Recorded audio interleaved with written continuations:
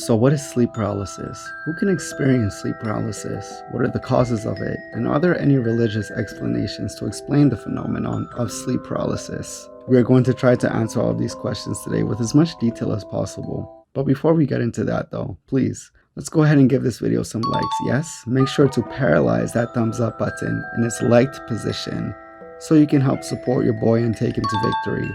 Without further ado, let's get started. Sleep paralysis is a phenomenon in which the body itself wakes up before your brain does. Instead of waking up in unison, the brain is still asleep while the body is ready to start moving. You're not able to actually move your body, however, because the brain isn't awake to send signals to the body to enable it to move. Think of it as being underwater, but your arms and legs are chained up tightly. I remember in my experiences with sleep paralysis, I would have to fight tooth and nail just to move one finger by 1 inch every single time. Instead of being scared and anxious after my 50th experience with sleep paralysis, I already knew what was up. So naturally, I wasn't as scared on my 50th experience as I was on my first. The more official definitions of sleep paralysis describe it as a lack of muscle function while passing through the stages of wakefulness, stage 1, and REM sleep or REM sleep, which is the last stage of sleep when you start dreaming and your body becomes more paralyzed naturally.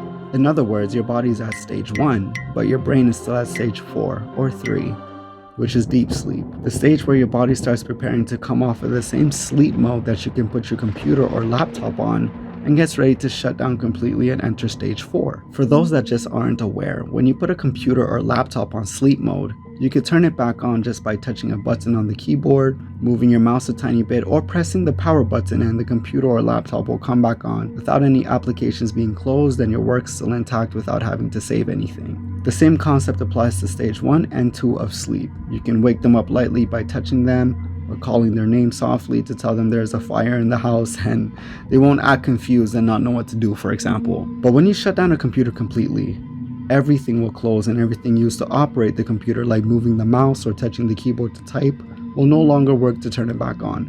This is much like stage 3 and 4 of the sleep cycle. I will note that the body and brain never truly sleeps, otherwise you would be dead. While you are sleeping, your body is recovering and preparing itself for the next day, hence the importance of sleep. That's why if you get a proper 7 to 9 hours of sleep, you may feel energized and ready for the day, given that there are no bad habits and mental health issues present, like depression, smoking, and drinking irresponsibly. If you don't get enough sleep, however, you may start to feel sluggish or lethargic throughout the day.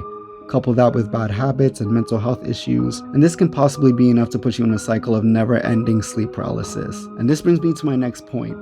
The truth is, everyone can experience sleep paralysis. No one can escape it completely. It can happen to anyone at any time during their sleep session, and how many times it occurs mostly depends on your lifestyle habits. It usually occurs often in people with symptoms of narcolepsy and cataplexy, which is when the body gets weak or goes as far as making you pass out entirely, but remain conscious just from having strong emotions like laughter, fear, or being surprised. These are some medical reasonings that explain experiencing sleep paralysis often. It's also true, however, that the healthiest people like me can experience sleep paralysis just as much as people that are experiencing the things I mentioned a second ago do. I do experience it every now and then, like once a month type of thing. It's not like when I was younger where I was indeed going through mental health issues, which I can say was a key contributor to my sleep paralysis. If you find yourself stressing a lot or have an anxiety issue, if you are depressed or have any mental illness that affects your mood, you too can also be susceptible to experiencing sleep paralysis very frequently, which is why it's important to take care of both your mental and physical health. Neglecting your physical and mental health will cause more problems than just sleep paralysis, and that definitely goes without being said, but I digress.